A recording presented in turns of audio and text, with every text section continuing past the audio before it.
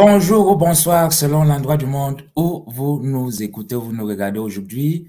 Je suis très heureux comme toujours d'être parmi vous, cette belle et grande famille de la chaîne Immigration et Entrepreneuriat. J'espère que vous allez bien, voire même très bien chez vous. En tout cas, pour moi, ça va super bien.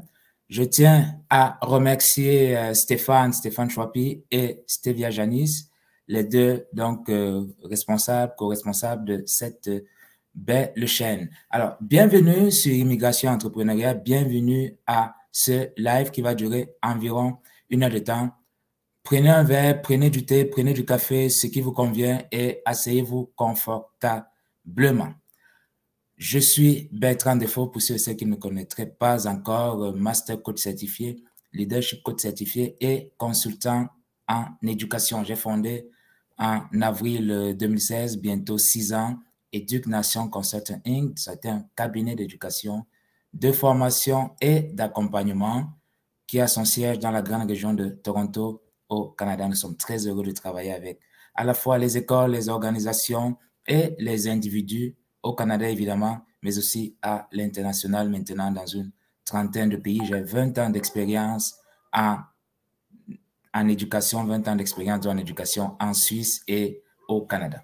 Voilà, c'était pour la petite introduction. Aujourd'hui, nous allons parler d'immigration, histoire d'immigrants. Restez jusqu'à la fin parce que vous allez beaucoup apprendre des histoires, des parcours dont nous allons vous parler aujourd'hui. Mon parcours, mais surtout le parcours de d'autres immigrants et immigrantes venus du Maroc, venus de France, venus de la République démocratique du Congo, venus de Côte d'Ivoire, et on fera comme un croisé, là, un croisement avec des histoires d'immigrants, d'immigrantes au cinéma, des histoires souvent vraies portées au cinéma. Alors, c'est histoire d'immigrants. Sans plus tarder, je voudrais commencer à vous présenter les invités de ce live. Il y en a 4 au total, donc nous allons commencer par la grande dame, très connue en Ontario, très connue au Canada et très connue à l'international dans le monde du cinéma. Vous allez la découvrir ou la redécouvrir. Je veux bien parler ici de Marcel Lynn. Bonjour Bertrand, merci infiniment pour cette présentation très flatteuse. J'ai moi-même beaucoup encore à apprendre et j'ai beaucoup à voyager. Alors merci. Et donc moi je viens du Maroc. Donc j'ai un parcours effectivement d'immigration qui va du Maroc en France, de la France en Angleterre et de l'Angleterre au Canada. Voilà. Très riche parcours. Merci beaucoup, Marcel, de nous faire l'honneur d'être là. Je rappelle que tu es la fondatrice et directrice artistique de Ciné Franco. Merci. Oui, c'est exact. Voilà, nous en parlerons au cours de ce live. Tout à fait. Je voudrais maintenant présenter Bruno Boès. Bruno Boès est le chef de projet de cette belle initiative, de ce grand événement Histoire d'immigrants. Bonjour Bruno.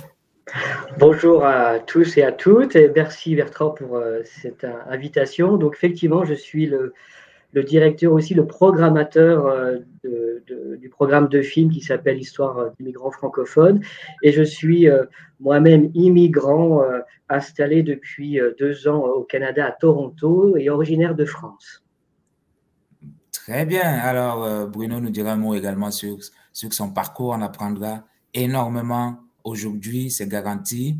Maintenant, Kisha Pembe, toute jeune et déjà un si beau parcours. Kisha, bonjour Kisha.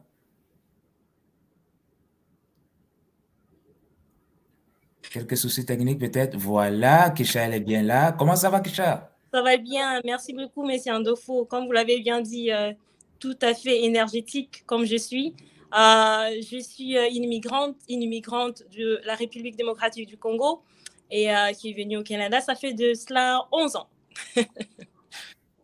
Parfait, merci beaucoup, Kisha. Alors, j'ignore si Tom est déjà arrivé, il n'était pas là il y a quelques minutes. Tom Galati, est-ce que tu es là, Tom? Si oui, fais-nous signe, s'il te plaît.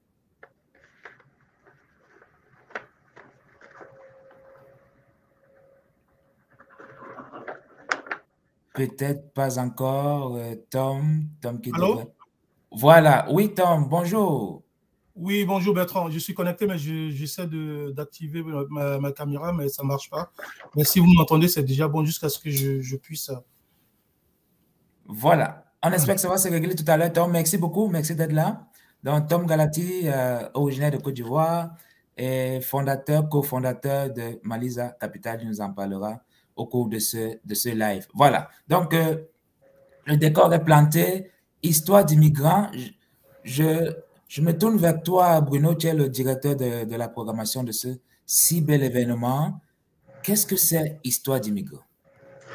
Alors, je voudrais rappeler quelque chose d'abord en introduction, c'est qu'en fait, la découverte du cinéma francophone canadien et international fait partie de l'ADN de l'organisme Ciné Franco, qui est basé à Toronto, au Canada, et qui fête cette année ses 25 ans. Donc, Marcel Line, qui est présente depuis le départ, a programmé régulièrement au cours de ses rendez-vous annuels, que ce soit le festival grand public qui se déroule chaque automne, mais également au mois de février, il y a le festival jeunesse. Elle a toujours programmé des films qui parlent d'histoire d'immigrants francophones, en tout cas pour mettre en valeur la francophonie de manière générale. Donc ce projet est un projet spécial parce que l'enjeu, c'était de traverser en fait l'histoire du cinéma relativement récent, puisque le film le plus ancien date de 20 ans, et de trouver le maximum de pays représentés dans cette programmation de films qui compte 33 films, pour trouver en fait des trajets pour voyager d'abord en ces temps pandémiques, et voyager en Afrique, en Asie, en Europe en particulier, en France, également aussi au Canada. On a plusieurs films qui évoquent le Canada. Et l'idée qui traverse tout ça, c'est de mettre en lumière nos trajets d'immigrants qui, avec des raisons extrêmement variées, on pourra y revenir tout à l'heure, mais aussi pour célébrer en fait les valeurs de solidarité, de résilience et d'humanité en fait qui traversent ces parcours et aussi les moments d'intégration dans les pays d'accueil. Merci beaucoup Bruno. Avant d'aller plus loin, je propose, Bruno, Marcel, Kisha et Tom, que nous regardions la première vidéo là, prévue qui va brosser un peu, donner l'idée générale au public de ce qui est attendu durant cette semaine folle de cinéma francophone international. Avec évidemment la complicité de Stéphane Chopi, notre maestro du côté de la technique. Stéphane, s'il te plaît. Là.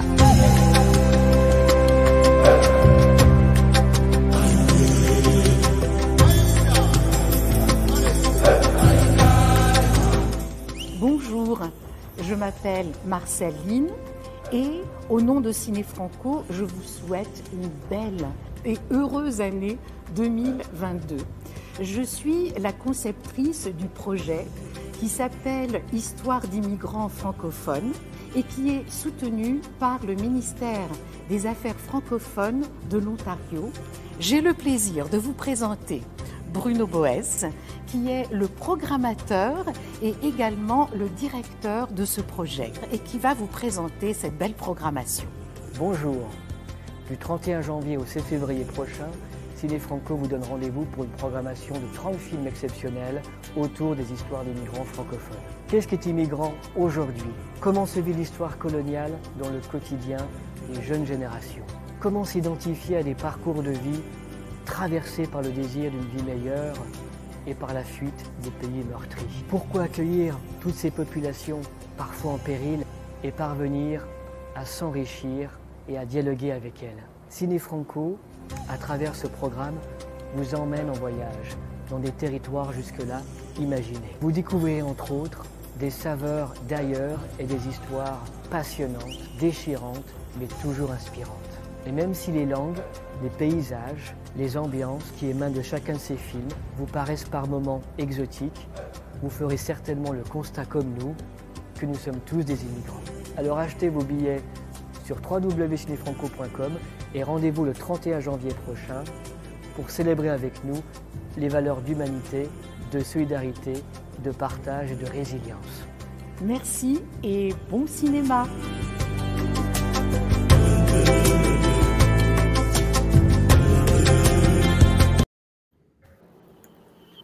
Voilà, quelle belle bande-annonce. J'aime le générique, Marcel. Je sais pas là, mais c'est Oui, écoutez, entraînant. et c'est Yann Yap qui a fait cette bande-annonce. Et vraiment, on lui doit beaucoup, non seulement pour son sens musical, mais aussi pour son sens artistique. Voilà. Merci Marcel, et merci à Stéphane qui assure donc du côté de la technique. Alors, nous avons vu nous avons une vue d'ensemble là, de ce qui nous attend, hein, 30 films d'un peu partout dans la francophonie internationale. Bruno, par quoi voudrais-tu commencer là, à guicher notre public? Parce que là, après cette bande-annonce, je suis sûr que les questions se bousculent dans la tête, les intérêts aussi. Alors, Bruno, dis-nous. Alors, la sélection, je veux dire, convient à tous les goûts. Alors, il y a des comédies, il y a des romances, il y a des drames, il y a des films de guerre, il y a des documentaires, des films d'animation à couper le souffle, et il y a même un western. Un western qui est tourné au Canada, au Québec en particulier, qui parle en fait d'une famille de colons français au cours de la guerre de sécession qui tente en fait de repartir à Paris. Donc en fait, on brasse une époque relativement vaste jusqu'aux histoires actuelles de migrants qui tentent de traverser, par exemple, les Alpes françaises. Il y a un court-métrage qui évoque ça. Il y a d'autres situations où on voit des familles qui fuient leur pays en guerre et qui tentent de lier tout simplement et de se reconstruire dans le pays d'accueil. Et le point commun entre tous ces films, c'est qu'à chaque fois, ces personnes, ces familles trouvent toujours une personne ou des personnes, des organismes aussi, qui les soutiennent, qui les accueillent, voire qui les aiment. Et je me souviens en fait du cœur amoureux de Sandrine Bonner dans un film que j'ai programmé qui s'appelle Une saison en France. Le cœur amoureux aussi d'Emmanuel DeVos dans un film de Philippe Faucon qui s'appelle Amine et qui fait sa première au Canada anglophone. L'idée aussi de la programmation, c'était aussi de montrer des films inédits ici au Canada. Et donc, on a 6 premières en particulier. Donc, j'ai parlé d'Amine, mais on a aussi une comédie qui se déroule en France, qui s'appelle Damien veut changer le monde, et qui fait sa première en Amérique du Nord, grâce à Ciné Franco. Et en fait, on suit les aventures d'un pion qui, pour aider en fait une famille syrienne en difficulté, qui est menacée d'expulsion, il va tenter en fait d'adopter l'enfant, le petit garçon, pour que cette famille puisse rester. Alors c'est sur le ton de la comédie, évidemment. Il s'entoure de personnages loufoques. En tout cas, on rit énormément. Et voilà, il y a des films feel good dans cette programmation, au-delà de thématiques un peu plus sérieuses. Et c'est important parce que on en a tous besoin. On a besoin aussi de se détendre en ce moment. Et on peut aussi se détendre tout en parlant d'immigration.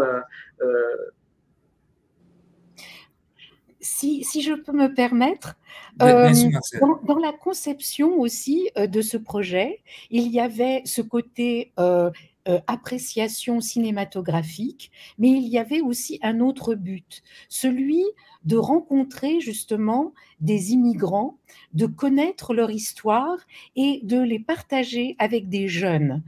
Justement, dans le festival jeunesse qui va venir du 22 février au 9 mars, nous voudrions partager avec ces jeunes qui sont issus de la diversité des histoires que peut-être ils ne connaissent pas, parce que ces histoires expliquent leur identité expliquent aussi comment apprécier leurs parents, leurs grands-parents, leurs cousins, de la famille qui ne vit pas nécessairement au Canada, qui parle une autre langue dans un autre pays.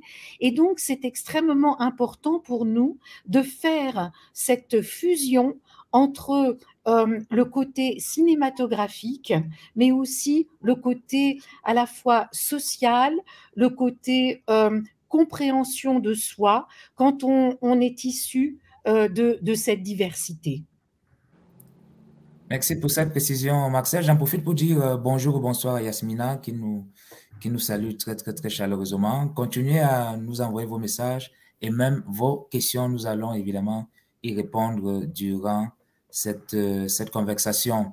Alors, ce qui nous unit ici, nous sommes tous des immigrants sur ce plateau-là, et je suis certain qu'une large partie de notre audience aujourd'hui est issue de l'immigration ou a un projet d'immigrer, ou encore un membre de la famille, un proche, une proche qui a immigré. Donc, l'immigration nous rassemble aujourd'hui, mais la langue française aussi nous rassemble. Est-ce que c'est ça aussi l'un des objectifs de Ciné Franco à travers la programmation du 31 janvier au 7 février, Bruno et Marcel? Tu veux y répondre, Bruno? Bien sûr, je dirais pour reprendre une formule d'un cinéaste romancier que nous avons rencontré, qui va parler en fait du film Une saison en France après sa diffusion. Il a dit le français c'est un pays, et c'est vrai que cette langue française nous relie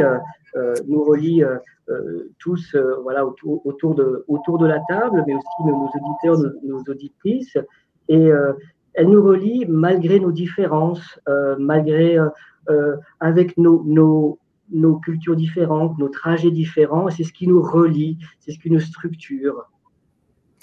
Oui, enfin, tout à fait d'accord, Bruno, bien sûr, mais Ciné Franco repose justement sur le partage de la langue dans la perspective du cinéma, mais la langue est au centre finalement de cette création, de cette fondation, et donc pour nous, c'est essentiel. Ça fait partie de notre ADN, ça fait partie de notre identité, et elle est bien sûr teintée de tellement d'histoires, et on s'enrichit grâce à cette langue à nous comprendre entre nous. C'est-à-dire que bien sûr nos histoires sont différentes, c'est évident, et mais aussi on peut mieux se comprendre, et on peut mieux s'harmoniser aussi grâce à la langue. Merci Bruno, merci Marcel. Je retiens le mot ici dans ce que vous avez dit, le mot enrichissement. L'immigration est un enrichissement pour la personne qui arrive, mais aussi pour la personne qui reçoit ou les personnes qui reçoivent. Mais l'immigration, ça peut être un parcours du combattant aussi, un jonché de difficultés, de défis, d'obstacles, n'est-ce pas Bruno?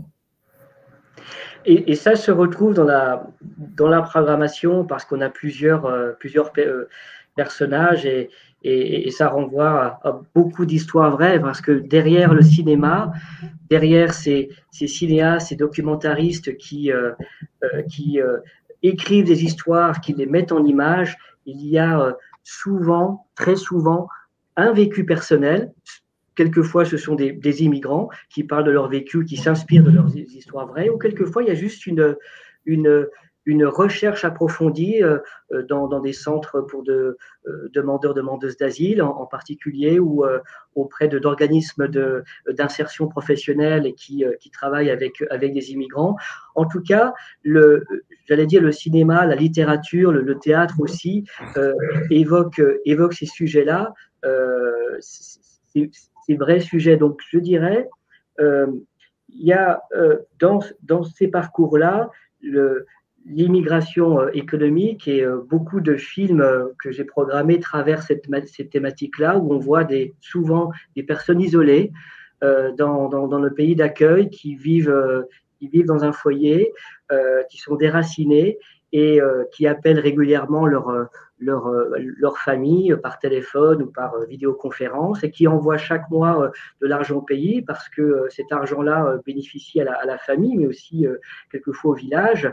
Et c'est ce parcours de combattants que vous avez dit tout à l'heure, ce courage aussi de faire un métier quelquefois subalterne parce que il y a un héros du film Une saison en France qui est professeur de français en Centrafrique, qui fuit ce pays qui est en guerre et qui se retrouve en fait manutentionnaire sur un marché. Et on a aussi également un documentaire qui a été programmé qui s'appelle Malais en son exil. Et Malais, il vient du Mali et c'est un descendant en fait d'imam, donc il a un prestige social dans son pays, mais à Paris, il nettoie les cages d'escalier, il sort les poubelles des Parisiens, des Parisiennes, avec beaucoup de dignité, parce que l'argent qu'il envoie est un sacrifice de père qui a laissé sa femme et ses enfants au pays et qui n'avait pas vu au moment du documentaire depuis 7 ans.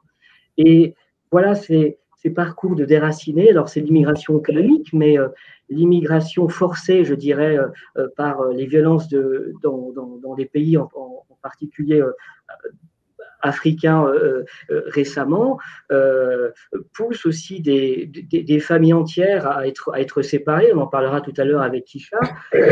Et aussi, comment on se reconstruit dans ces pays d'accueil? Comment on gère les souvenirs? Comment on entretient nos traditions, comment on parle de notre histoire avec notre communauté, avec notre famille, quand on est nous-mêmes meurtris et on a envie de s'en sortir. Donc, c'est ces actes de résilience qui sont fondamentaux pour aller de l'avant et poursuivre aussi un désir d'une vie meilleure, une passion, peut-être la musique. Quelquefois, c'est le football, comme un héros d'un film qu'on a programmé qui s'appelle Comme un lion. Il vient du Sénégal, poussé par sa passion pour le football. Il est happé par un recruteur véreux. Il se retrouve tout seul en France avec une promesse d'une carrière de footballeur professionnel. Évidemment, les choses ne vont pas passer ainsi, mais il va trouver un entraîneur qui va l'aider pour poursuivre ce rêve-là. Et donc, c'est ce parcours aussi gagnant qui est important de rappeler à travers ce programme de film. Merci beaucoup Bruno. Donc, des questions essentielles auxquelles nous allons répondre dans quelques instants. Avant de te redonner la parole, Bruno, pour poursuivre la conversation, mener en quelque sorte la suite de cette discussion, je voudrais redire bonjour à notre grand ami Tom Galati, cofondateur de Malisa Capital TV. Comment ça va, Tom?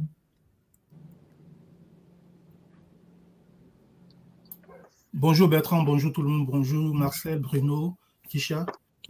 Oui, ça va, merci encore de m'avoir invité à cette plateforme d'échange sur propos du cinéma et l'immigration. Toujours un plaisir, Tom. Comment?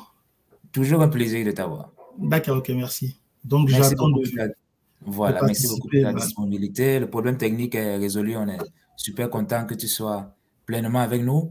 Donc, merci. Bruno, voilà, je te passe la main pour la suite de la conversation.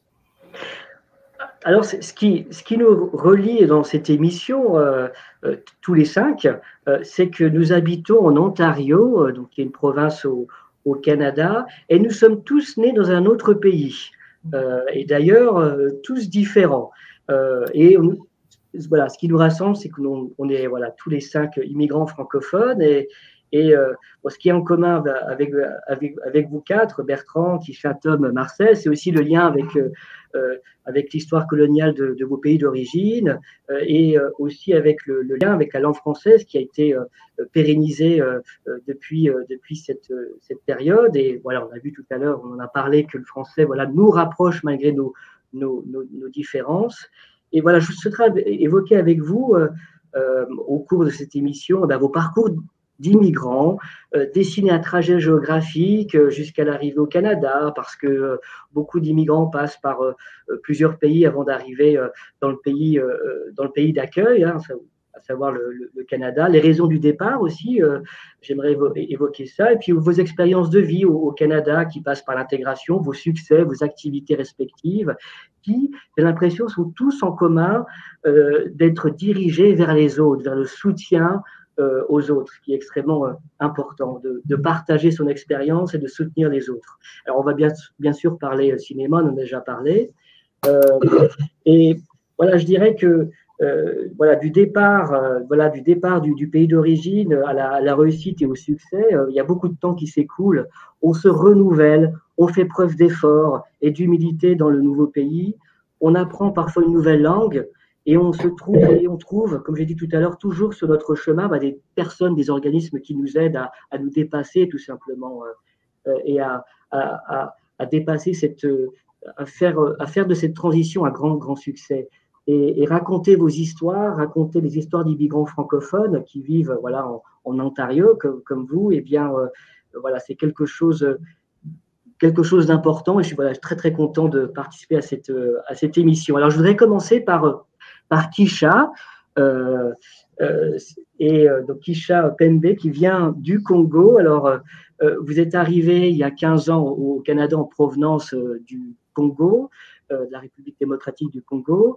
Alors, vous avez déjà vécu, vous êtes jeune, vous avez déjà vécu une double vie, parce que vous avez été séparé de votre mère et de votre frère pendant 10 ans avant d'arriver au Canada.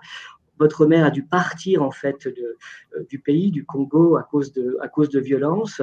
Et vous et votre sœur avez été élevés par votre grand-mère dans votre pays natal. Et votre histoire familiale a été immortalisée dans un magnifique documentaire qui s'appelle Hymne migratoire, qui n'est pas diffusé par Ciné Franco, mais qui est visible gratuitement sur le site de Radio Canada. Alors, j'ai une question pour vous, Kisha. Donc, vous avez dû vous reconstruire après votre arrivée au Canada et après les retrouvailles avec votre famille. Alors, comment vous êtes parvenu à gérer cette nouvelle vie entre deux cultures, entre deux continents? Merci Bruno pour la réponse, la question, pardon. Et je vous remercie en tout cas de l'invitation, premièrement. Je suis très heureuse de partager ce moment ensemble avec vous. Ce moment d'expérience aussi en tant qu'immigrante. Comme Bruno l'a bien mentionné, que je suis restée avec ma petite sœur à la République démocratique du Congo avec ma grand-mère. Ma mère a dû fuir le Congo à cause de la guerre. Donc, il y a eu séparation entre mère et les enfants. Pour ceux qui sont de mère ou pour ceux qui sont des parents, en général, je ne suis pas encore mère, donc j'assume que vous saviez comment ça fait, les sentiments qu'un parent peut avoir ou une mère peut avoir, laisser un enfant de presque 2 ans et un autre qui a presque 3 mois. Donc, du coup, ça n'a pas été facile pour ma mère. Maintenant, si je veux parler de la perspective en tant qu'enfant qui devait quitter la République démocratique du Congo pour aller à la rencontre d'une mère qu'elle n'a pratiquement pas connue, c'était quand même quelque chose que j'ai réalisé plus tard. Pourquoi je dirais cela? Parce que je suis venue à presque l'âge de 12 ans, pas assez mature pour comprendre tout ce qui m'arrive en tant que personne, tout ce qui change aux alentours de moi, tout ce que je dois apporter en tant que fardeau, en tant que personne comme telle, dans un environnement tout nouveau. C'est plus tard que j'ai dû comprendre que c'était un changement drastique et aussi, je pourrais dire, inattendu. Et même le voyage vers le Congo au Canada, c'était inattendu. C'était direct, vous allez aller voir votre maman que on a entendu parler au téléphone, parler de temps en temps au téléphone, qu'on n'a presque jamais vu. Très émotionnel pour elle. Pour nous, on était encore confus, je pourrais dire.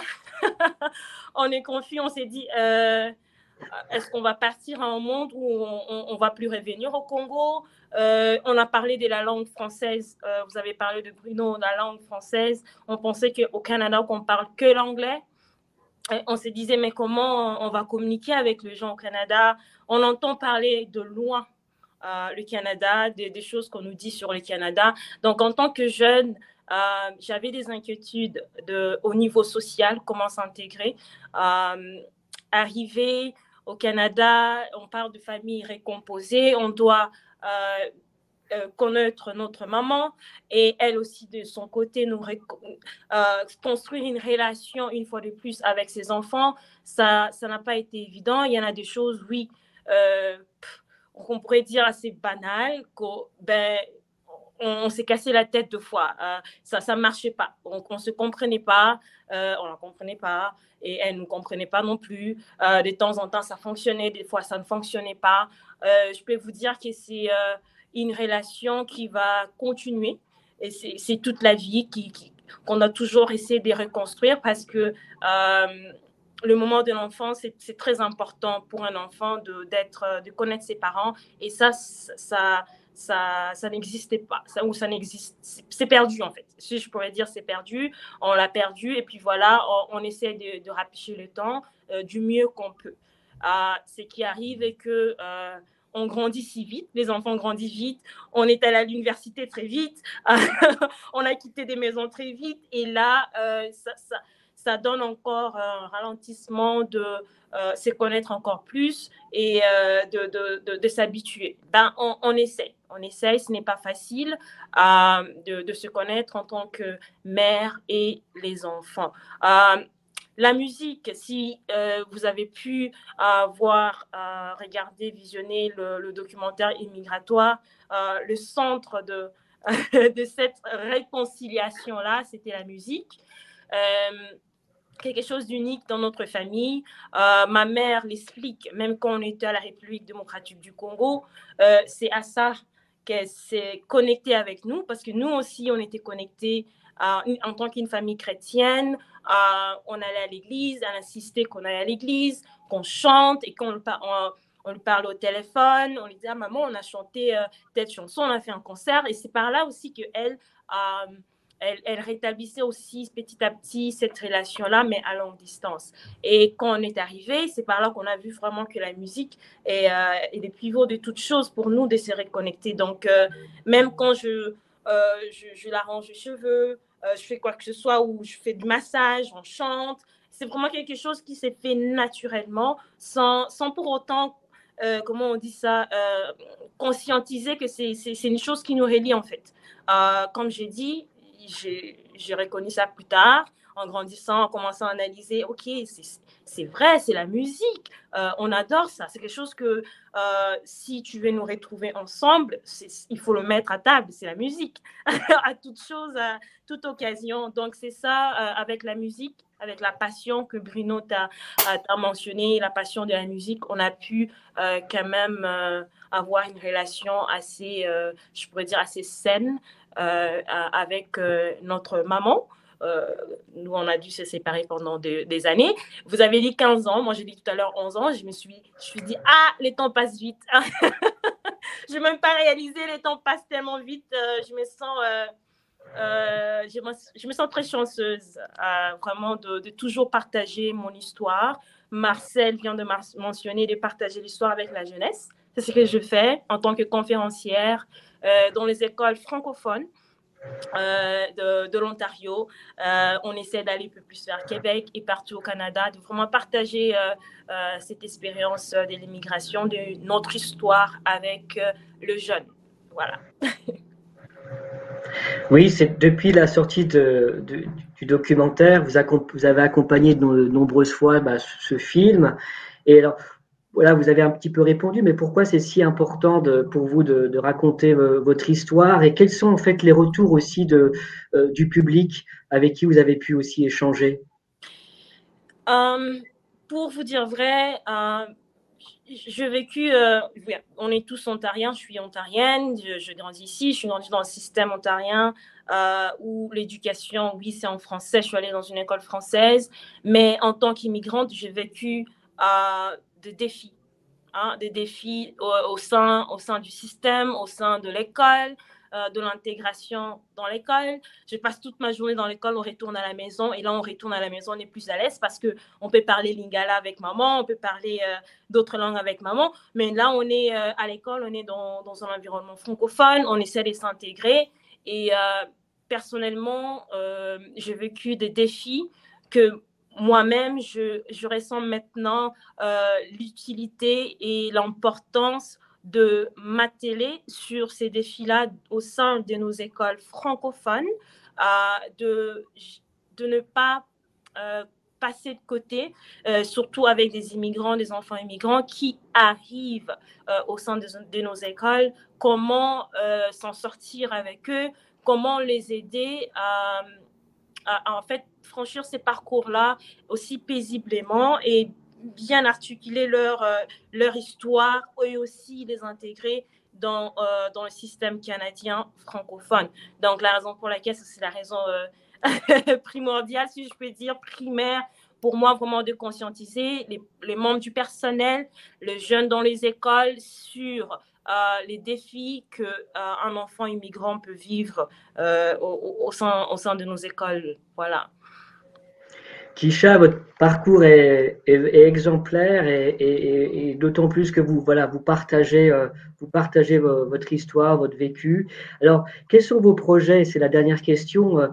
Vous avez dit tout à l'heure que vous êtes conférencière, mais vous dites dans le documentaire qui date de quelques années que vous voulez devenir avocate. Alors, est-ce que vous avez changé d'avis?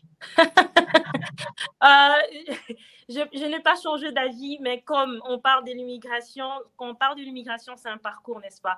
Donc, je pense que je suis encore dans ce parcours-là.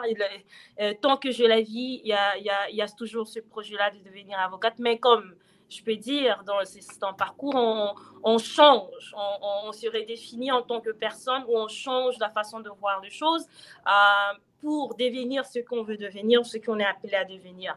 Je crois en moi personnellement que oui, un jour je deviendrai avocate, mais il y a des péripéties que personnellement, je ne peux pas manquer à l'intérieur de moi parce qu'un jour, je n'ai jamais pensé devenir conférencière de mon propre histoire. Il y a eu, comme je peux dire, ces petits péripéties-là pour expérimenter cette vie-là. Et ensuite, je suis allée en éducation, que je n'ai jamais pensé aller en éducation. Et ensuite, je m'ai dit, peut-être j'ai fait la science politique. C'est sûr que je dois utiliser ces diplômes-là. Peut-être je vais entrer en politique. Et ensuite, bien sûr, je suis dans l'entrepreneuriat en tant que femme d'affaires. Le droit me servira à quelque chose. Donc, on est dans ces parcours-là. Donc, je n'ai pas jeté l'éponge. On vous souhaite beaucoup de succès, Kisha. Et voilà, en tout cas, encore une fois, un parcours exemplaire. Et c'est un plaisir de vous écouter. Merci, Bruno. Je voudrais passer la parole désormais à Tom. Et donc, Tom est originaire de Côte d'Ivoire. Alors, Tom, pourquoi avoir quitté votre pays? Depuis quand êtes-vous au Canada? Et pourquoi avoir choisi le Canada? Merci, Bruno, pour la question. En fait, j'ai quitté la Côte d'Ivoire. Je vis au Canada depuis 10 ans. 10 ans maintenant, ça fait... oui, et je fais presque 6... En descendant d'abord à Calgary. Et après Calgary, je suis ici depuis bientôt 6 ans. Ça va faire en juin, fin juin, ça va faire 6 ans, je crois. Fin août, anyway. Dans quelques mois, dans 6 mois, 7 mois, ça va faire 10 ans. Pourquoi je pars de ma Côte d'Ivoire natale pour raison de formation, en fait. Je suis parti de la Côte d'Ivoire en France, où j'étais étudiant. J'ai senti un besoin de me former. Donc, ayant de la famille là-bas, ma mère voulait que je continue les études. Donc, pourquoi tu ne le fais pas en Côte d'Ivoire? Je lui ai dit, voilà, je lui ai présenté un peu les raisons pour lesquelles. Donc, je suis allé en France. J'ai été étudiant là-bas, j'ai travaillé là-bas. Et après 8 ans de vie en France, j'éprouve le besoin de venir ici dans mes recherches un peu partout, et puis sous aussi l'impulsion d'une amie que je connaissais au lycée et qui vit au Canada depuis près de 20 ans maintenant, m'a dit, mais Tom, viens, vas-y, je sais que tu es dynamique au Canada, tu auras ta chance, tu auras beaucoup plus de chance, et puis c'est un pays d'opportunités, il y a beaucoup de choses à faire ici. Il dit, ok, je tente ma chance, en tant qu'immigrant à l'immigration chose permanente, ça marche, et puis il y a Montréal que je connais à la base, parce que de loin, là, tout le monde connaît Montréal, c'est la partie francophone. Elle me dit, il y a Montréal, mais c'est vrai, mais à Calgary, c'est une partie anglophone, tu vas apprendre l'anglais, là, et puis tout, ça va aller, ça t'inquiète pas. Donc, de Paris, je descends à Calgary, où je commence une nouvelle vie. Donc, après, je me retrouve ici à Toronto. Pour quelle raison aussi? C'est économique, parce que la situation économique à Calgary n'était pas du tout bonne. Et puis, de par mon profil et puis de par mes projets que j'avais, je me suis dit que Toronto, que j'ai appris à connaître de loin, dans mes recherches aussi, pouvait m'offrir un plateau avec plus d'opportunités pour que je m'exprime. Donc, je me retrouve à Toronto, qui n'est pas cependant pas ma destination finale au Canada, on ne sait jamais. Voilà. Vous avez fondé l'organisme, Bertrand en parlait en introduction, l'organisme Malisa Capital, en charge du développement de projets, également la chaîne d'information 8 News TV. Et en fait, qu'est-ce qui vous a poussé à vouloir soutenir les communautés francophones immigrantes au Canada, en Afrique et ailleurs, et aussi à contribuer à faire circuler l'information entre ces communautés? Je suis, depuis le pays, il faut dire que j'avais l'habitude de participer à la vie de mon quartier, des jeunes de mon quartier, et puis la vie communautaire. J'ai appartenu à des organismes il y en a qui a un nom vraiment connu au niveau international. Ça m'a vraiment formé quand j'étais en école de commerce. Ça m'a vraiment formé. Et puis après, c'est ça que je dis. Quand vous allez sur mon profil d'un réseau social, là, je dis je suis l'ouvrier des communautés. C'est comme ça que je me définis en fait. J'aime offrir de mon temps, de mon savoir et puis partager, apprendre aussi des autres. Voilà, c'est pour ça que j'ai posé un peu le métier de communicateur dans le domaine commercial, le marketing, tout ça, parce que j'aime échanger, interagir avec les personnes. C'est pour ça que quand j'arrive à Toronto aussi, j'essaie de changer. Maintenant, je suis dans l'éducation. Maintenant, après une formation, je continue toujours en master. Je suis dans l'éducation, donc j'aime partager mon savoir-faire, mon savoir-être et mon savoir-devenir et apprendre des autres aussi. Donc, c'est tout ce mélange-là qui m'amène, avec le constat que je fais sur le marché, à créer Malisa Capital. Avec voilà, quelqu'un qui est proche de moi, on en parle, on fait une sorte de brainstorming. Mais il faut dire que l'idée m'habitait depuis Calgary. Mais quoi exactement, je ne savais pas, parce que Calgary, c'est plus petit. Vous voyez, c'est plus convivial, c'est familial, mais c'est plus petit. Je n'ai pas commencé à Calgary. L'une des raisons particulières propres, c'est qu'il y a des amis qui le faisaient, qui ne faisaient pas la même chose que Malisa, mais qui avaient des ONG, des organismes aussi. Je ne voulais pas empiéter, je ne voulais pas faire de la concurrence. Voilà, on se côtoyait bien. J'avais mon idée en tête. C'est quand j'arrive à Toronto, j'observe, et puis l'environnement est beaucoup. J'ai le déclic, mais exactement, je sais ce que je veux faire. Et ça, je me souviens bien, c'est quand je dînais chez un ami, on était tous ensemble devant la télé, puis on regardait une émission économique en Côte d'Ivoire. J'ai eu le déclic, et j'ai dit, ouais, ça c'est pas mal, ça, si on pouvait l'implanter ici pour les immigrants qui arrivent, les francophones, les aider à faire ça. Et j'ai commencé c'est parti comme ça, hein. J'ai commencé à développer, faire l'objet de Malisa Capital. Et quand on parle de Malisa Capital, je m'aperçois après que les organismes, les communautés francophones, surtout minoritaires, là, ont besoin d'un outil de communication de visibilité. Hein? Parce que ce n'est pas tout le monde qui est approché par Radio-Canada, par chose. Il dit, OK, donc Malisa Capital, pour soutenir les communautés, pour soutenir les petits entrepreneurs, pour soutenir, pour booster tout ça. Donc, on va créer Malisa Capital TV qui sera l'outil de Malisa Capital. D'où la création de Malisa Capital TV. Voilà, pour soutenir la communication. Et je m'aperçois qu'au fur et à mesure, Malisa Capital TV prend le pas sur Malisa Capital. Non, ce n'est pas une web TV. Il y a Malisa Capital TV qui fait partie intégrante de Malisa Capital, qui est un programme de Malisa Capital, en fait. Et Voilà, c'est ça. Tom, est-ce qu'il y a un projet dont vous êtes fier, auquel vous avez contribué à réaliser?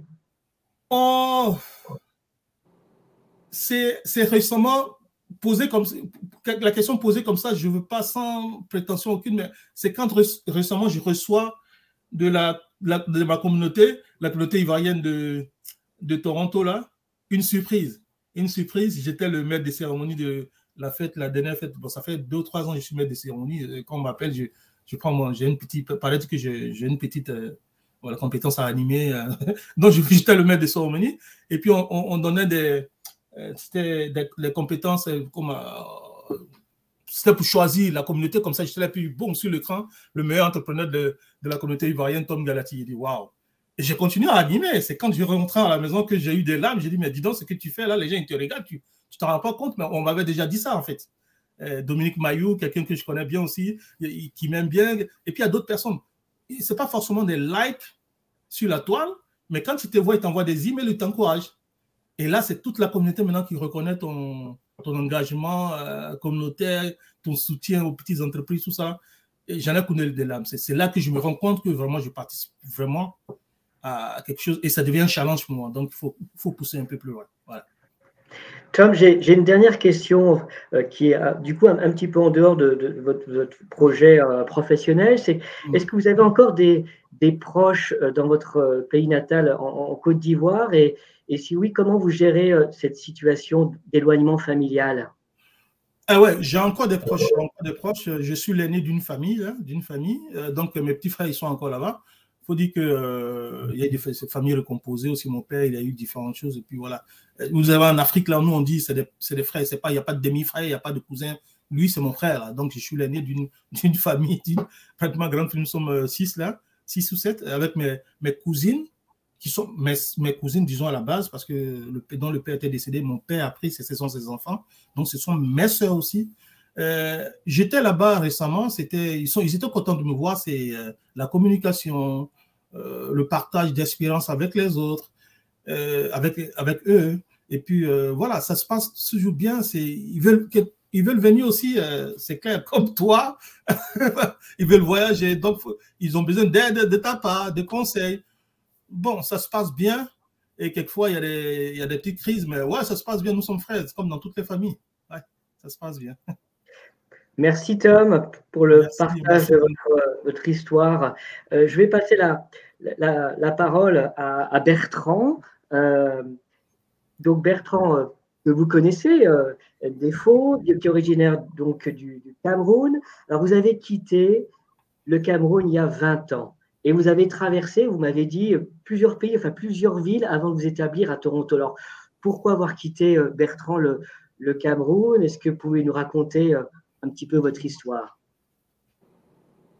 Merci Bruno. Oui, j'ai quitté le Cameroun il y a 20 ans. En octobre, ça fera 21 ans exactement. Grâce à une bourse d'études, tout d'abord, j'ai quitté le Cameroun comme étudiant. J'ai obtenu une bourse d'études pour l'Université de Genève, donc, ce qui m'a permis de m'envoler pour l'Europe. Et j'ai passé 3 belles années là-bas, des années mémorables. Tom parlait de la belle récompense qu'il a méritée il y a quelques semaines de la part de la communauté ivoirienne. Et il nous a dit tout à l'heure que c'est lorsqu'il est arrivé chez lui qu'il a réalisé l'ampleur, si je puis dire, de ses accomplissements envers la communauté, pas seulement ivoirienne, envers les communautés immigrantes en général. Et je puis vous dire que c'est lorsque je suis retourné à Genève après avoir quitté Genève, ou pas tout à fait après avoir quitté Genève, parce que j'y suis retourné quand même voir de la famille, mais après avoir passé 7-8 ans à peu près sans retourner à Genève, là, et que j'y suis retourné, c'est là que j'ai compris à quel point j'aimais Genève. Je le dis toujours, j'aime le dire parce que cette vie a joué un rôle juste extraordinaire dans ma vie personnelle, ma vie familiale, etc., etc. Donc voilà, un amour fou pour Genève, en particulier pour la Suisse en général, qui m'a ouvert les portes du monde. Donc, j'ai passé 3 belles années là-bas. Et c'est de là donc que j'ai entamé la procédure pour devenir résident permanent au Canada. Ça se fait très vite en 6-7 mois. Je suis venu au Canada, d'abord dans la ville de Québec, la belle ville de Québec que j'aime passionnément également. J'ai étudié 2 ans à l'Université Laval, donc entre autres diplômes, une maîtrise en communication publique que j'ai obtenue là-bas. Puis, je me suis envolé vers le nord de l'Ontario, une toute petite ville, pas très très connue, Sault Ste. Marie. J'y suis allé pour améliorer mon anglais. J'ai passé 1 an, je travaillais dans une école d'immersion là-bas. Et je dis souvent aux immigrants, parce que j'interviens beaucoup dans les médias, dans les réseaux sociaux, etc., etc. J'attire beaucoup l'attention des immigrants sur l'importance du réseau, sur l'importance du mentorat, parce que c'est grâce au réseau, grâce au mentorat, qu'on peut aller très vite, qu'on a accès à certaines informations, etc., etc. Pourquoi est-ce que je le dis? Parce que mon séjour à Sault Ste. Marie a été déterminant. Pas seulement pour que j'améliore mon anglais, mais aussi pour que j'ai des informations sur le monde de l'éducation en Ontario. C'est à Sault Ste. Marie qu'une collègue m'a dit, écoute Bertrand, tu as un très beau parcours, tu as tel diplôme. Pourquoi tu ne ferais pas la formation pour devenir enseignant? En bonne et due forme, là. Avoir porté le titre d'enseignant, devenir membre de l'ordre des enseignantes et des enseignants de l'Ontario. Je passais 2 ans à l'Université Laval, 2 ans à Québec. Je n'ai jamais eu cette information. C'est à Sault Ste. Marie qu'un ami, dans le programme auquel je participais à l'époque, le programme Odyssée, qui existe toujours, programme de moniteur de langue. Donc, c'est un ami de ce programme-là qui m'a dit, écoute Bertrand, j'ai 2 amis, lui n'habitait pas Sault Ste. Marie, il habitait à Windsor à l'époque. Il m'a dit, j'ai 2 amis ici à Windsor qui sont enseignants, qui portent le titre d'enseignant, qui sont membres de l'ordre des enseignantes et des enseignants, qui sont d'origine camerounaise. Laisse-moi te connecter à ces 2 amis et tu pourras leur poser toutes les questions sur comment ils ont fait pour accéder à l'université, hein, parce que c'est quand même sélectif, c'est sur concours, etc., etc. Comment s'est passé le programme pour eux, les entrevues et ainsi de suite, obtenir un poste permanent et ainsi de suite, etc., etc. Donc, ces 2 amis sont de très, très grands amis jusqu'à aujourd'hui. Alors, l'importance du réseau, je n'insisterai jamais assez là-dessus. Et donc, après l'année à Sault Ste. Marie, je quitte, donc je fais un autre long voyage pour la région d'Ottawa, Gatineau, Ottawa. Donc, je vis à Gatineau, mais j'étudie à l'Université d'Ottawa. C'est 2 villes jumelles.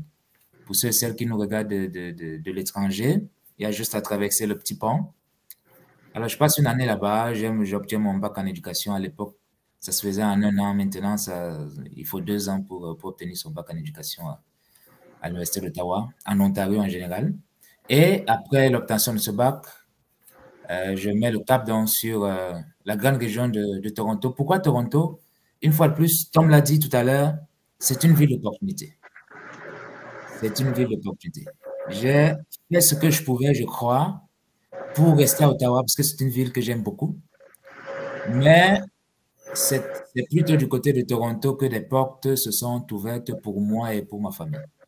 Et donc, nous sommes partis, nous avons quitté Ottawa, Gatineau, Ottawa, pour Toronto. Voilà.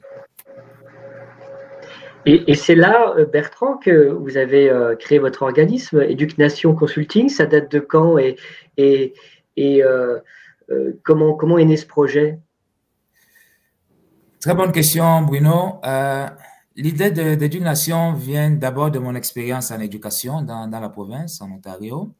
Vient aussi de ma volonté, comme Tom, hein, de redonner aux autres. Je crois qu'on s'enrichit davantage lorsqu'on donne.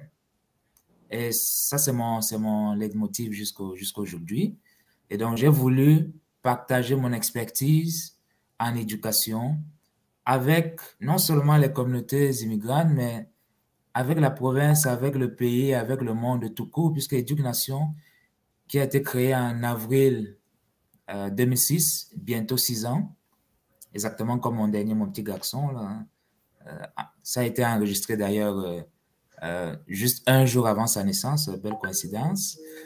Donc, Éduc-Nation travaille avec les individus, les écoles, les communautés au Canada et à l'international. Et d'ailleurs, je voudrais profiter de ta question, Bruno, pour saluer le beau partenariat qu'Éduc-Nation noue avec Ciné Franco depuis plusieurs années maintenant. Hein. Donc, Éduc-Nation et Ciné Franco, partenariat éducation-cinéma pour l'avancement de la culture et de la francophonie au Canada et à l'international. Donc, voilà ce que nous faisons. Et je voulais saluer aussi Kisha, qui est membre d'Éduc-Nation. Mais merci Bertrand. Et du coup, vous avez fait le pont avec Ciné Franco, avec Marceline. Et je voudrais vous poser quelques questions, Marceline. Alors, vous êtes arrivée il y a très longtemps à Toronto, au Canada, et vous êtes originaire du Maroc. Alors, peut-être en quelques mots, je connais votre parcours, mais en quelques mots, racontez-nous votre histoire. Alors, vous êtes tous assis, hein. Je suis ici depuis 49 ans, d'accord? Wow. Mais en fait, ce qu'a dit Kisha, Tom, Bertrand, je m'identifie absolument avec ce que vous avez dit. Les départs déchirants, justement, enfin, Kisha, moi aussi, j'ai été élevée par ma grand-mère. Et puis, j'étais une enfant très, très gâtée, très entourée au Maroc, et je me suis retrouvée en France avec une clé autour du cou et à surveiller mon petit frère que je détestais, mais non, petit frère, maintenant je t'adore. Enfin, c'est pour vous dire que on a eu, enfin, tout ce que vous avez décrit, les déchirements, les humiliations, les discriminations, les incompréhensions, enfin, tout ça, moi, ça m'a suivi toute ma vie. Et Toronto m'a redonné les clés de mon identité française. Pour moi, Toronto, je suis extrêmement positive et reconnaissante d'avoir trouvé ce foyer qui tricote pour moi deux tendances que j'ai, qui est une tendance anglophile, parce que mes études en France étaient des études d'anglais, de littérature anglaise, et puis d'autre part, et puis bien sûr, j'adorais le théâtre. J'étais une comédienne donc semi-professionnelle à Paris. Je me spécialisais à un moment donné dans le théâtre classique. Donc pour moi, mes deux amours, c'était la littérature anglaise et le théâtre, et la littérature française et le théâtre. Et j'ai pu développer ce côté francophone ici, sans être discriminée ou humiliée. Voilà. Justement, Ciné Franco, votre organisme fête cette année ses 25 ans, j'en parle en introduction. Et alors, c'est quoi l'élément déclencheur qui vous a poussé à créer Ciné Franco, qui est dédié à la découverte du cinéma francophone? Au départ, je pensais que je pouvais devenir comédienne ici. J'ai fait quelques tentatives de créer une troupe théâtrale, etc. Ça n'a pas marché, mais aussi, même dans mes études, j'avais étudié le cinéma américain, justement. Et donc, pour moi, le cinéma, c'était mon autre passion. Et j'étais un peu frustrée ici parce qu'on ne parlait pas de cinéma contemporain, on parlait beaucoup d'un cinéma inaccessible, intellectuel, etc. Et je voulais tout simplement au départ partager des films d'abord français, ensuite francophones, avec un public qui était ouvert à ce cinéma. Et y compris partager ces films-là avec la communauté anglophone. C'est aussi l'idée de Ciné Franco, cet échange-là. Absolument. Justement, c'était de partager partager non seulement avec des francophones, mais les anglophones, francophiles et cinéphiles. Oui. Merci Marcel. Alors, voilà, je vois 1 heure. Est-ce qu'on a encore un petit peu de temps, Bertrand Encore quelques minutes, je propose qu'on fasse une pause. Question de souffler un peu, nous et le public aussi. On va donc suivre avec la permission de notre maestro à la technique, Stéphane, deuxième vidéo, une autre bande-annonce. Merci Stéphane.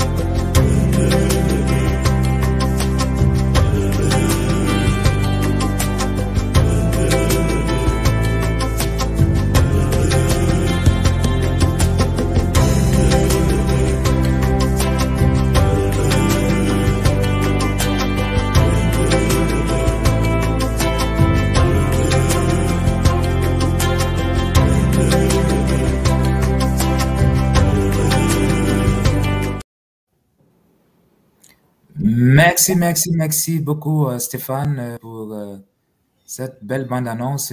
Comme je l'ai dit il y a plusieurs minutes maintenant, je suis fou amoureux de ce générique. Quelle belle musique, quel beau choix là, de la part de Yann. Donc merci beaucoup. Voilà, et je tiens à saluer le nombreux public qui nous regarde. Il y a Rosemonde par exemple qui nous dit merci. Il y a eu d'autres commentaires voilà, pendant qu'on discutait. Alors merci à vous tous, à vous toutes. Merci de partager ce live, merci d'être là.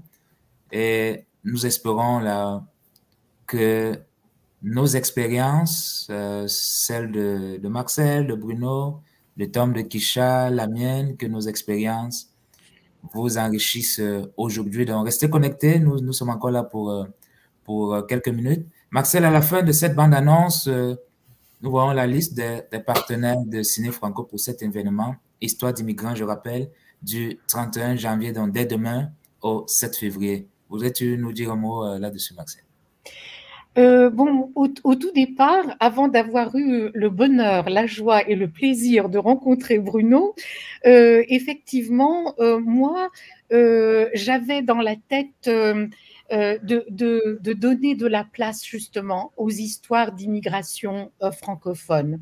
L'été dernier, nous avions montré 2 films, un de Joseph Bitamba, Ishiaka, je crois, et puis l'autre, un documentaire, Retour au Bled, pour essayer justement d'intéresser les personnes. Et on s'est aperçu qu'il y avait beaucoup d'intérêt. On a fait des webinaires et puis parmi l'intérêt, il y a eu effectivement des gens qui m'ont parlé, par exemple, qui m'ont parlé de l'intérêt possible de nos partenaires. Alors évidemment, tu l'as dit, Bertrand, Éduc-Nation, c'est un partenaire privilégié de Ciné Franco, Malisa aussi, et à partir de là, ça a été une inspiration pour aller vers le festival, le Toronto Black Film Festival, par exemple. Et puis, bien sûr, il y a les Français du monde de Toronto qui ont été là. Il y a aussi le labo, parce que le labo est vraiment un melting pot, si je peux dire, de talents et de diversité, donc qui nous ont soutenus. et j'espère ne pas en avoir oublié, mais voilà. Donc, grâce aux efforts et grâce au soutien de ses partenaires, nous avons avancé. Nous avons avancé dans les idées, dans les partages, dans justement comment il fallait, d'un point de vue linguistique aussi, présenter le projet au ministère des Affaires francophones dans une période très délicate où quand on parlait de colonialisme ou quand on parlait si vous voulez, il y avait tout le drame, toute la tragédie des Inuits et des écoles qui essayaient justement de blanchir en quelque sorte les Premières Nations. Alors, il fallait faire extrêmement attention de ne pas de ne pas froisser en quelque sorte l'histoire coloniale avec un grand H et un grand C pour vraiment ramener ça à l'individu. Et je crois, enfin, Bruno m'a très, très, très bien compris. Et je dois dire, le bonheur, le plaisir, tout ce que j'ai dit, on a vraiment bien travaillé ensemble. Moi, il m'a fait découvrir des tas de courts-métrages, de longs-métrages aussi. Moi, je lui ai suggéré quelques films que je connaissais aussi. Donc, on a très, très bien communiqué. On était sur la même longueur d'onde. Et voilà. J'espère que ce plaisir va être partagé par tout le monde et que, enfin, des personnes comme vous, Kisha, et Tom, et Bertrand, et parce que c'est nos histoires qui sont conjuguées dans des pays différents, qui sont conjugués à des époques différentes, mais ce sont nos histoires, en fait. Voilà. Merci, merci Marcel. Bruno, tu es le directeur de la programmation.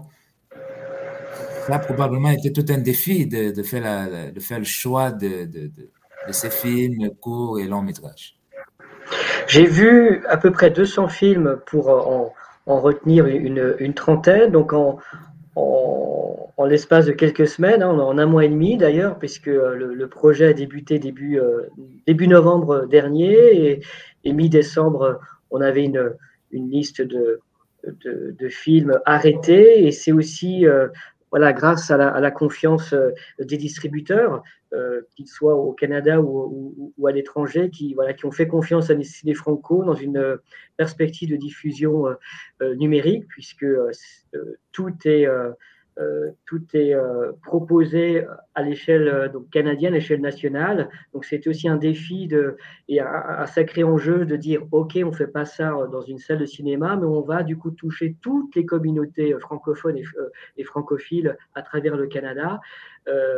Et donc, je pense que c'est un pari plutôt gagné, puisque toutes les communautés francophones sont disséminées à travers le pays, avec aussi un sous-titrage en anglais sur l'ensemble des films, pour pouvoir aussi échanger, comme l'a dit Marcel tout à l'heure. Et la diffusion là en numérique se justifie aussi par le fait que les conditions sanitaires actuelles fragilisent énormément les diffusions en salle. Et au dernier moment, eh bien, on a su que les salles dans la province de l'Ontario rouvrent lundi, mais les exploitants de salles, à part les gros, vont mettre quelques jours, quelques semaines avant de retrouver des films reprogrammés, et la confiance aussi du public n'est pas gagnée de toute façon. Et du côté du Québec, les salles qui sont fermées depuis quelques semaines vont rouvrir dans une semaine.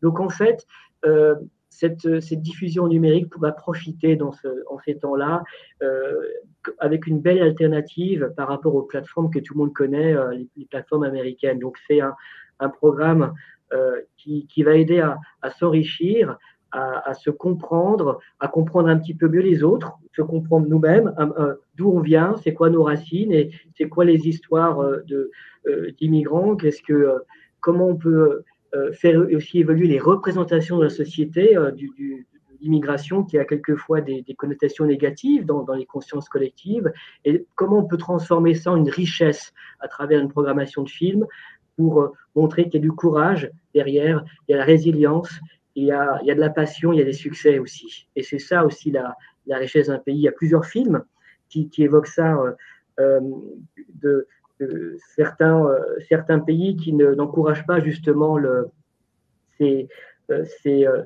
manquent de reconnaissance par rapport aux diplômes, par rapport aux passions, aux expertises. Et en montrant en fait des films, on a ouvert un film, le programme avec Fahim, et on suit l'aventure d'un jeune garçon qui est extrêmement doué avec les jeux d'échecs, qui vient du Bangladesh et il doit fuir avec son père son pays instable. Il arrive en France et il va faire la rencontre d'un éducateur d'un club d'échecs. C'est Gérard Depardieu qui joue. Et là, la rencontre fait que du statut d'immigré avec une demande d'asile politique, tout le film, le scénario du réalisateur va transformer ça en une belle réussite parce que cette passion et cette rencontre qu'il fait avec cet éducateur va transformer ça en quelque chose de magnifique. Et c'est une histoire vraie. C'est une histoire vraie, c'est-à-dire que ce jeune homme qui était prêt à être... son père qui était prêt à être expulsé, lui, devait rester là, mais il devait être placé dans une famille parce qu'il était mineur. C'est une histoire vraie parce qu'à un moment donné, une personne qui l'aide appelle en direct une radio nationale en France et c'est le Premier ministre qui est interviewé à ce moment-là et qui doit, illico presto, répondre à cette question. Là, je ne veux pas raconter la fin du film, Marcel, mais j'ai un parcours magnifique d'un immigrant qui est menacé d'expulsion. Il faut l'aider, il faut faire quelque chose tout de suite. Il est menacé d'expulsion et c'est un personnage extraordinaire, une personne extraordinaire qui peut apporter beaucoup à votre pays. Et voilà, c'est ça la clé de la réussite. Et si je peux me permettre, c'est justement ce que nous apportons à ce pays. Oui, on est enrichi, c'est vrai, mais nous apportons également une dimension. Et je crois que c'est un échange qui est égal. Et c'est ça, par exemple, que Fahim exprime, c'est que c'est pas nous qui nécessairement vampirisons un pays, mais au contraire, on apporte quelque chose, on apporte une dimension, et voilà. Merci beaucoup, Marcel. Merci, Bruno. Bruno, nous avons dit à l'entrée de cette émission que tu es originaire de France. Tu l'as dit d'ailleurs quand tu te présentais. Tu vis dans la grande région de Toronto. Je voudrais qu'on prenne quelques instants avant de faire un dernier tour de table et de conclure ce live, ce direct, pour parler un peu de ton histoire aussi d'immigration, si tu veux bien, Bruno, en quelques mots. Moi, la première question qui me vient comme ça, là, un peu taquine, c'est, OK, Bruno, pourquoi Toronto? Pourquoi pas Montréal? Pourquoi pas Québec? Pourquoi pas Gatineau?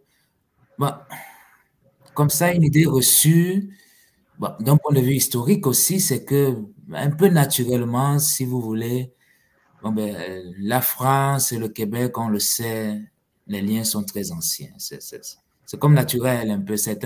D'ailleurs, quand j'arrivais au Canada, j'entendais beaucoup parler de... Certains aiment ça, certains n'aiment pas ça, mais je vais le dire là.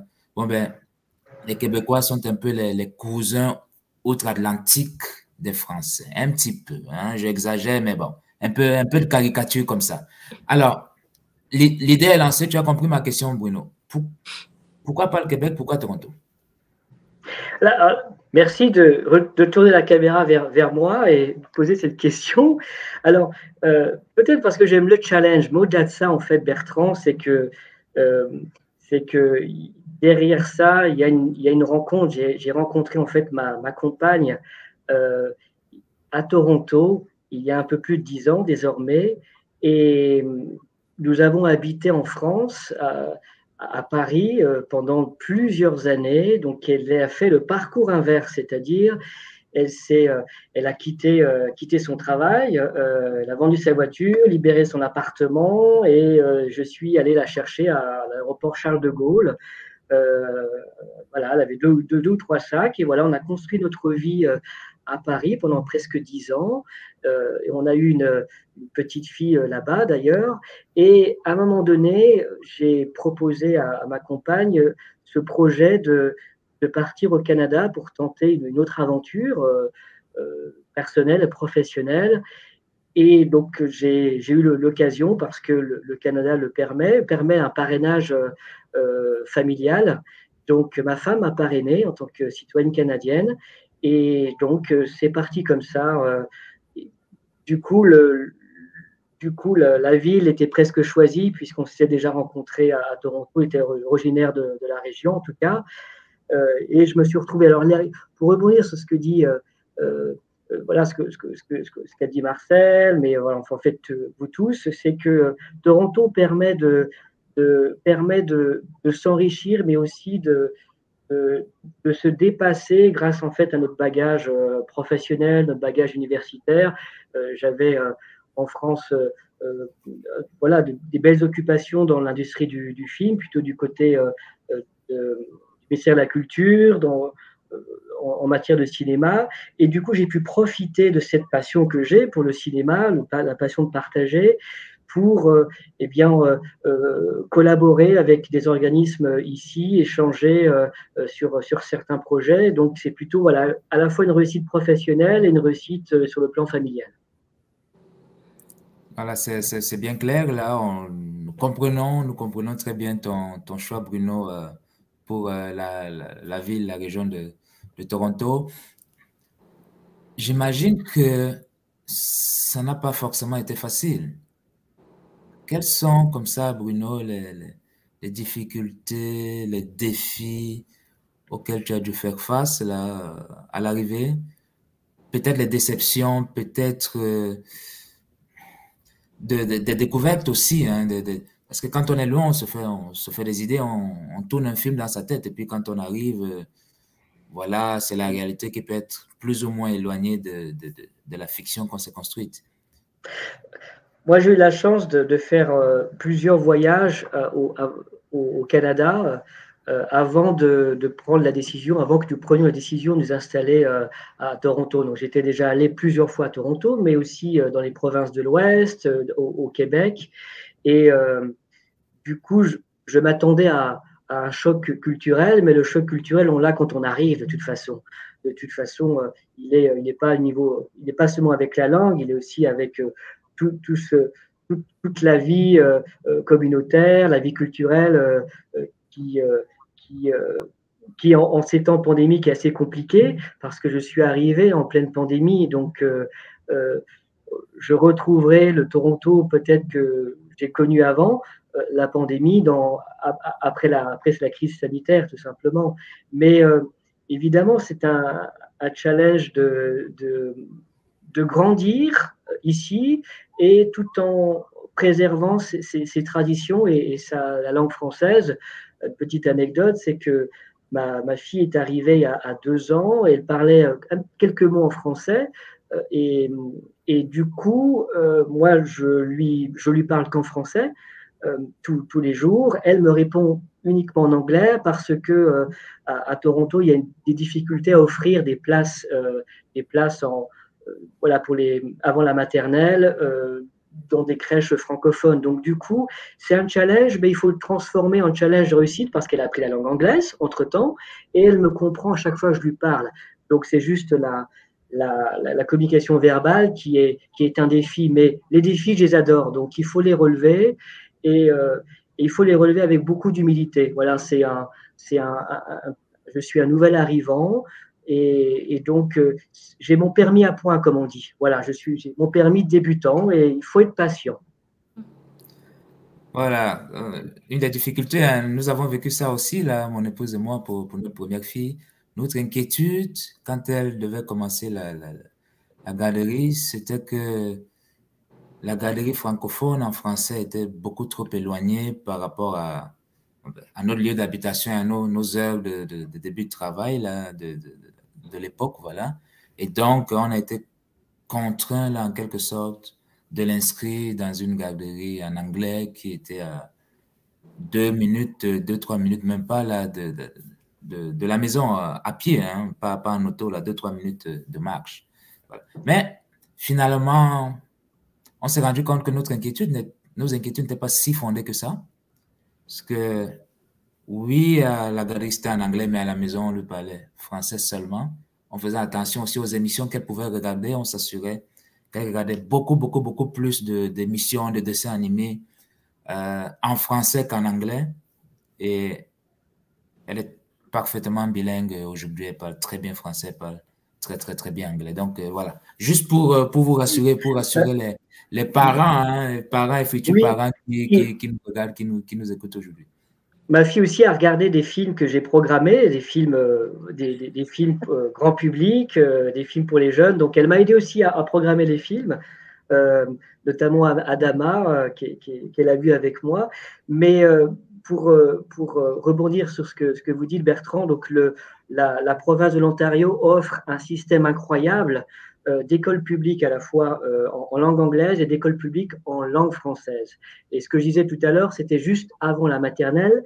On a la chance de pouvoir ensuite l'inscrire dans une école francophone où elle va réfléchir en français, interagir en français. Évidemment, très souvent, les professeurs avec qui on a échangé disent que devant la cour d'école, les élèves parlent en anglais, mais c'est la grande chance d'une province comme l'Ontario d'offrir ce système-là public, donc gratuit, jusqu'à l'université, tout simplement. Effectivement. Je voudrais, merci beaucoup Bruno, je voudrais qu'on continue, on se rapproche là de la fin, nous avons encore quelques petites minutes. Je voudrais qu'on aille chercher dans nos souvenirs. Marcel, ça risque d'être peut-être plus difficile pour toi, 49 ans, c'est toute une vie, là. Toute une vie au Canada, voilà. Mais enfin, je vais poser la question quand même. Alors, Bruno a mentionné là, le choc culturel. Quand on arrive, on a tous un des chocs culturels.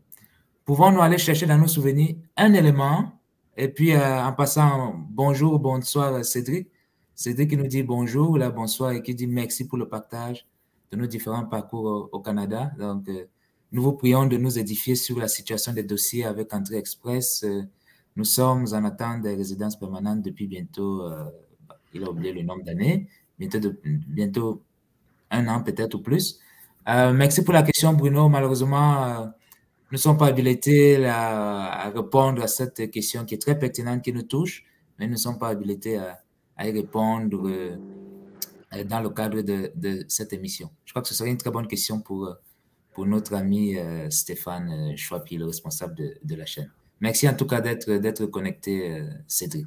Alors, pouvons-nous aller chercher dans nos souvenirs un choc culturel, un seul, durant nos premiers jours, premières semaines, premiers mois, ici au Canada, quelque chose qui nous a... Oh, c'est quoi cette affaire?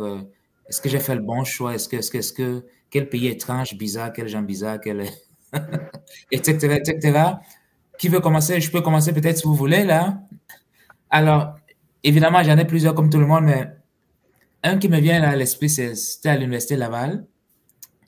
J'ai passé 2 merveilleuses années, comme j'ai dit déjà plus tôt. Ça a été de constater que on pouvait manger en salle de classe, en salle de cours, là, on pouvait pas juste grignoter, pas, je sais pas moi, pas un petit biscuit ou une petite barre de céréales ou je sais pas trop quoi, mais vraiment manger, là, comme chez soi, comme dans un restaurant, sortir son bol de pâtes ou son bol ou de couscous ou peu importe, et puis manger sans que ça ne dérange personne. Alors, devant 40, 50, 60 camarades, là c'était, je faisais une maîtrise, comme j'ai dit. Et pour moi, ça a été un choc parce que, bon, ni au Cameroun, ni en Suisse, non, on ne mange pas en salle de cours. On ne mange, c'est considéré comme impoli, comme voilà. Mais après cette première réaction un peu de c'est quoi cette affaire là? Qu'est-ce qui se passe? Et puis je vois que les profs ne disent rien et puis personne n'a l'air de se plaindre, sauf peut-être quelques immigrants qui n'osent pas demander pourquoi on le fait, qui chuchotent entre eux, mais c'est quoi cet affaire, qu'est-ce qui se passe? Après, j'ai compris. Parce que il faut dépasser nos premières réactions. Ça, c'est ce que je voudrais que le public retienne ça. Il faut dépasser cette première réaction un peu épidermique là de oh, ils sont bizarres, ils sont comme ci, comme ça. Pour se demander pourquoi, d'où ça vient, qu'est-ce qui explique ça. Et au fil de moi j'ai compris. Et ma compréhension, ça a été que le rythme de vie ici est très, très, très, très intense. Tous les étudiants quasiment travaillent et certains travaillent même à temps plein, tout en étudiant à temps partiel ou à temps plein. Les horaires de cours, ça peut être de 12h à 15h pour certains cours. D'autres cours, c'est peut-être 18h à 21h. C'était des blocs de 3 heures de cours à chaque fois. Alors, si j'ai travaillé, je sors de mon emploi et puis voilà, je commence mon cours à 18h là. C'est normal qu'à 18h que j'ai faim, à 18h30, 19h que j'ai faim. Ou même si le cours était de 12h à 15h, c'est normal que, je ne sais pas moi, 12h à 13h que j'ai faim, ou même à 15h avant peut-être de quitter le cours pour aller à mon emploi, etc. etc. C'est juste lié, c'est comme ça que j'ai compris ça, lié à l'activité économique, au rythme de vie. Ce n'est rien d'autre là. Voilà, rien d'anormal finalement. Mais en tout cas, ça m'a bien fait réfléchir et puis voilà mon petit choc culturel. Toucha, tu veux peut-être continuer?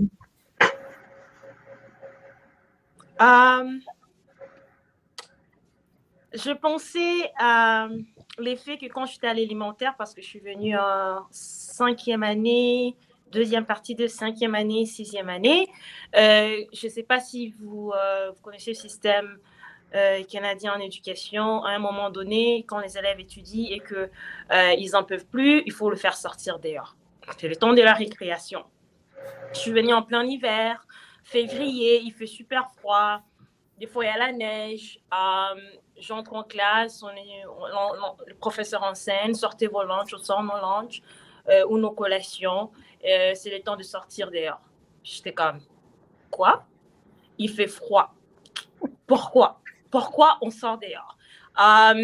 Le professeur, il dit, tu dois sortir. Il n'y a pas d'explication, tu dois sortir comme tout le monde. Je dis, non, il fait froid. Pourquoi on sort dehors? Ben, jusqu'à maintenant, bon, j'ai dû le faire parce que je suis habituée, mais juste quelqu'un me dire de sortir dehors, non, je ne peux pas. Maintenant que je suis devenue enseignante, je me dis, OK, là, maintenant, je commence à comprendre pourquoi c'est important pour les enfants de sortir dehors à un moment donné. Il y a la pression de madame, on n'en peut plus, on a besoin de prendre de l'air. Et surtout avec Covid, où on met tout le temps de masque en salle de classe, c'est vraiment devenu comme on est obligé de sortir dehors. Et là, je me dis, OK, ça fait de sens, on a besoin de respirer. Je commence un peu plus tolérer de sortir à -20 à l'extérieur. Donc, ça, c'était parmi mes chocs culturels, les climats. Merci beaucoup, Kisha. C'est très bon pour l'apprentissage de prendre une pause, voilà, de prendre de l'air, etc., etc. Excellent. Merci, Kisha. Tom? Oui, Marcel, pardon. Moi, je voudrais ajouter, c'est un choc culturel très d'une note légère. Je fréquentais mon mari, qui est devenu mon mari après, et il me chantait une chanson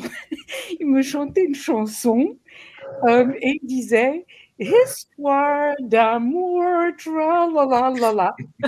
Et moi, je ne connaissais pas cette chanson. Et j'ai dit « Tu l'as inventée pour moi ?» Il m'a dit « Oui ». Alors, très bien. Je me dis « Oh, mais il doit vraiment être amoureux de moi parce qu'il invente une chanson, quoi ». Alors, une fois, j'étais en train d'écouter la radio et je conduisais et voilà que cette chanson est à la radio.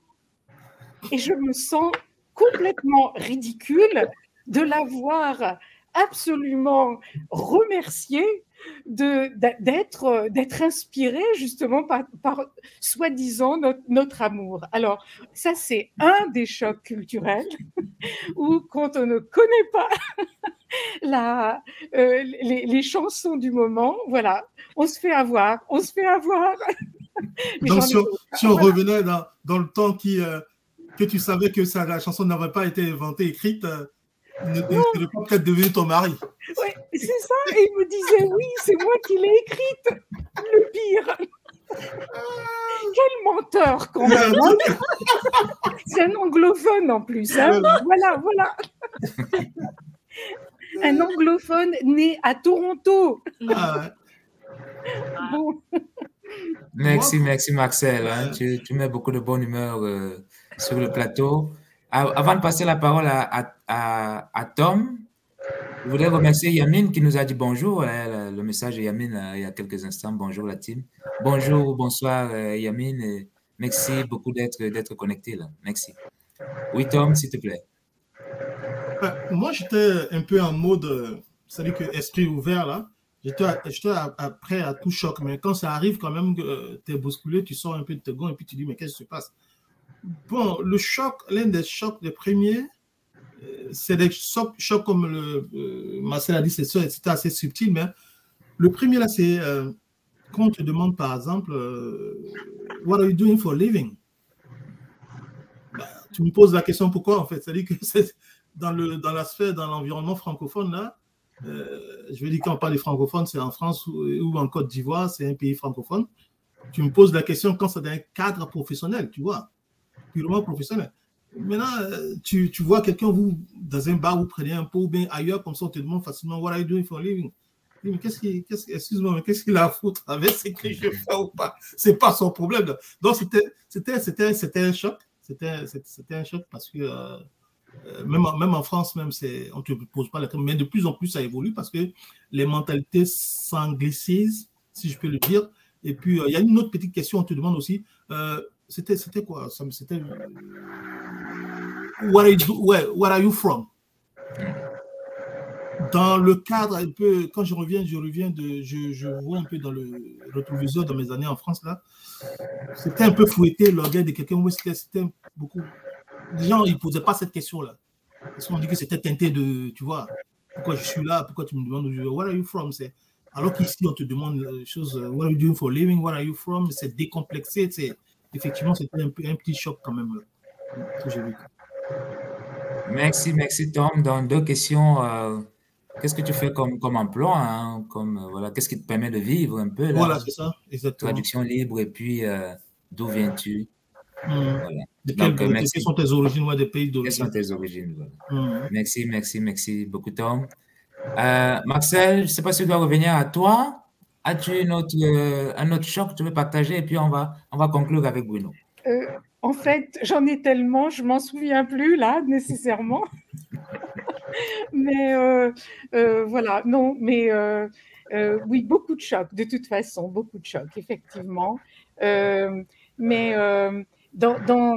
des fois, on apprend, on prend pour acquis certains gestes, certains, et on n'est pas du tout compris, voilà. Merci, mais Marcel. Je ne vais pas entrer dans tous ces détails. Voilà. Merci beaucoup. Bruno, ton choc à toi? Il y en a plein. Je suis encore un nouvel arrivant, mais il y en a plein. Évidemment, ici, dans le Canada anglophone, les communications sont brèves, sont efficaces. Dans mon pays d'origine, on aime bien parler avec beaucoup de détails et il faut vraiment aller directement à l'objectif très très souvent. Donc c'est assez agréable parce qu'on perd un peu moins de temps dans certaines communications. Après, j'en ai plein, je dirais. On parlait tout à l'heure de la partie culinaire, évidemment. Je vais faire un petit clin d'œil à un des clichés des Français, c'est la recherche de la baguette au cours de voyage ou au cours de pays d'accueil.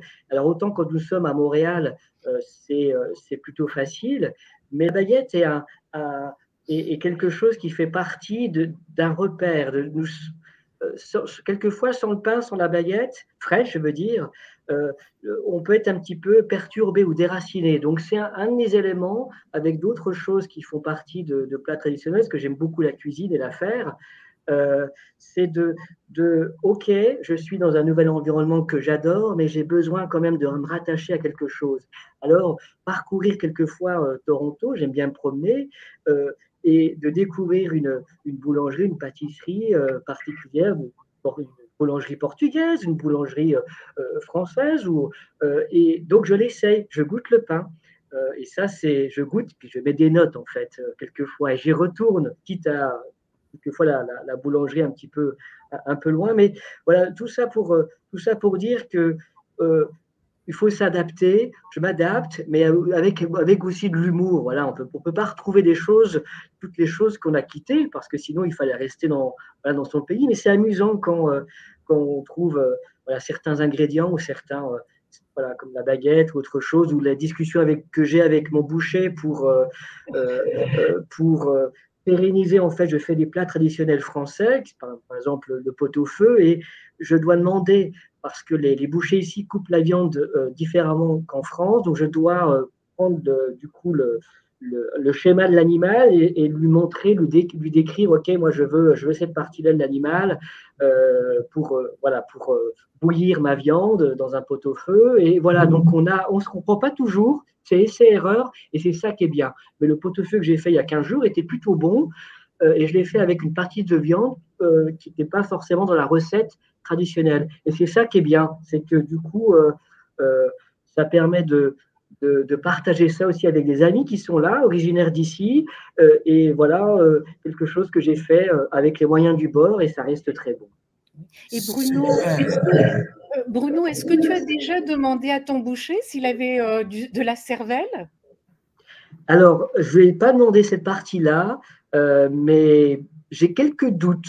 Mais ça dépend peut-être des bouts. J'ai quelques doutes, parce que c'est vrai que la cervelle de mouton est quelque chose que j'ai connu quand j'étais un peu plus petit en France. Je crois que c'est un petit peu perdu, oui. Mais en tout cas, j'en ai mangé. Alors, je ne vais pas demander les cuisses de grenouille ici, parce que quand j'en ai mangé aussi, les gens rigolent parce qu'ils pensent que c'est un cliché, mais les Français, cuisent ça avec un petit peu d'ail et de persil. Donc voilà, on ne peut pas aller chercher des cuisses de grenouille ici à Toronto, c'est pas la peine. C'est vrai. Merci beaucoup Bruno pour le partage. Merci à Moussa également qui nous dit bonjour. Bonjour ou bonsoir Moussa, merci beaucoup d'être là. Alors nous allons écouter une dernière conversation, une dernière vidéo. Nous allons écouter ou regarder. Donc ta conversation Marcel avec Mohamed, oui. Mohamed Ndaye. Oui. Avec la permission du Sénégal, ici au Canada, vous aviez parlé donc de la langue, vous aviez parlé du climat. Est-ce que et aussi de cette difficulté de se construire une vie sociale et des amis. Du côté de la positivité, si j'ose dire, qu'est-ce que vous aimez justement dans votre vie canadienne? Ce côté, c'est que j'ai beaucoup appris, en fait. J'ai énormément appris dans différents aspects, que ce soit à l'école, que ce soit sur le niveau sportif, que ce soit sur la culture, que ce soit sur des organisations. J'ai eu la chance d'approcher des gens qui m'ont appris des choses. Et selon moi, c'est ça la richesse de cette expérience dont j'ai acquis au fil des années. Parce qu'avec ces connaissances-là, pourquoi pas les utiliser même un jour pour retourner en Afrique et les appliquer et montrer ça à l'Afrique. Parce que je pense que c'est ça l'importance. Notre but ultime, c'est de nous aussi pouvoir nous rendre à un certain niveau. Et puis d'aider les jeunes qui sont en Afrique et de leur redonner part de ce que nous avons. Donc moi, je pense que c'était la partie la plus positive de mon expérience. Écoutez, c'est dans cette lumière et cet espoir qu'on va se quitter. Merci infiniment, Mo. Et je vous souhaite une belle carrière. Je vous souhaite aussi une belle réussite, non seulement dans vos études, mais dans ce que vous préparez dans vos études. Merci à vous, infiniment. Merci, avec plaisir.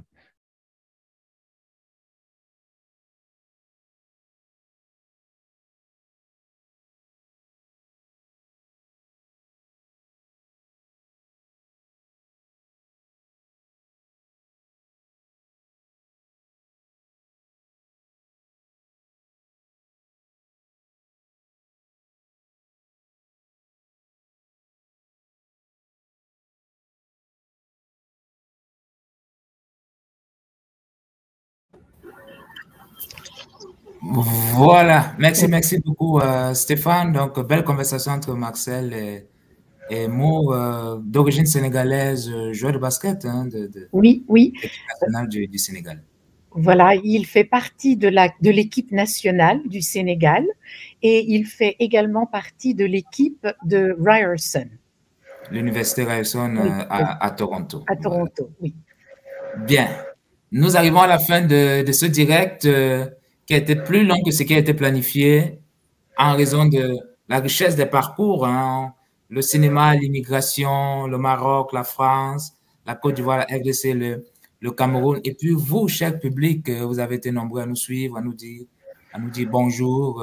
Merci pour votre fidélité non seulement à cette chaîne Immigration Entrepreneuriat, mais aussi au live organisé, co-organisé par Education Consulting Inc. Donc, nous vous rappelons là le grand rendez-vous cinématographique pour ceux et celles qui vivent au Canada seulement, malheureusement. C'est réservé seulement aux personnes qui vivent au Canada en raison de certains accords, n'est-ce pas, liés aux droits d'auteur, etc., etc. Donc, rendez-vous sur cinefranco.com pour, comme je dis, réserver votre bonheur, réserver et consommer votre bonheur. Donc, la programmation commence demain, 31 janvier, jusqu'au 7 février. Merci beaucoup. Merci Marcel, Bruno, Kisha et Tom.